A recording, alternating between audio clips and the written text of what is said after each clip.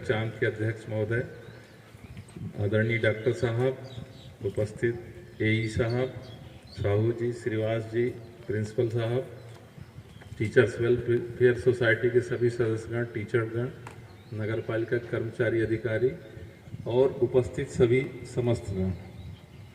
पेड़ पौधों में भी जीवन होता है, ये हम लोग जानते हैं और आप लोग बड़े सौभाग्य वाले लोग हैं जो छिंदवाड़ा जिले में निवास करते हैं, इसलिए कि मुझे प्रदेश के कई जिलों में नौकरी करने का अनुभव हुआ। तो यहाँ का सबसे महत्वपूर्ण चीज़ है कि वातावरण बहुत अच्छा है।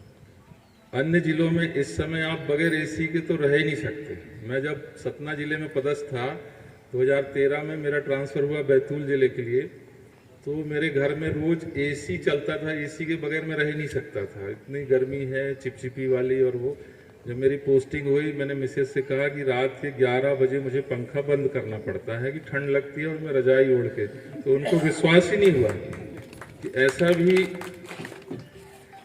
मौसम हो सकता है। जब वो खुद आए, उन्होंने खुद देखा। तो ये 3 जिलों में मैंने लगे नौकरी की, इसके बाद बैतूल में रहा, फिर सिवनी रहा 3.5 साल, इसके बाद पिछले 2 सालों से आपके ज़िले में हूँ। तो आप लोग बहुत खुशकिस्मत है। मैं पड़ोस के ज़िले का ही रहने वाला हूँ, ज़्यादा दूर नहीं है, मंडला ज़िले का रहने वाला हूँ, लेकिन हमारे यहाँ गर्मी तेज पड़ती है और जबकि प्राकृतिक वातावरण वहाँ का भी अच्छा है, कान्हा नेशनल पार्क है, जंगल है, लेकिन हमारे यहाँ का वातावरण बहुत सुखद है। पहली चीज़ उसके लिए, दूसरा पास में पेच पार्क है, और तीसरी चीज़ आप पर्यावरण के प्रति सजग हैं।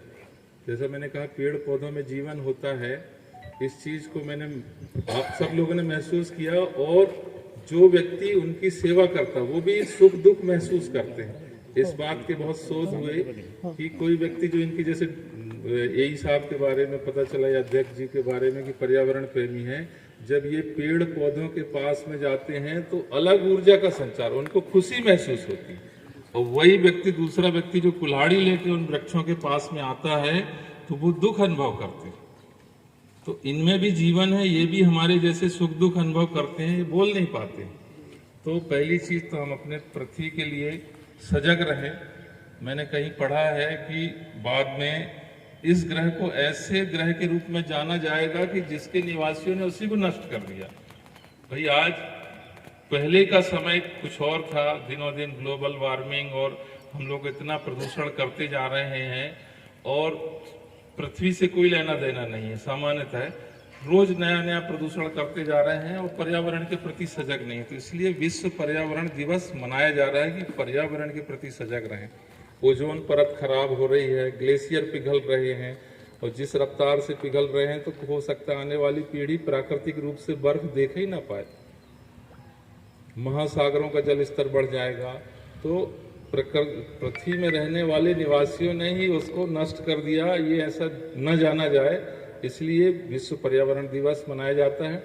मुझे खुशी है इस बात की कि तीनों नगर पालिकाओं में सबसे अच्छा काम पर्यावरण के प्रति या वृक्षारोपण के प्रति चांद में होता है, और नगर पालिका अध्यक्ष महोदय सजग हैं। टीचर्स वेलफेयर सोसाइटी ने पिछले साल भी मुझे बुलाया था, आज मैंने एक बैठक ली थी सुबह, तो मैंने सबसे पहले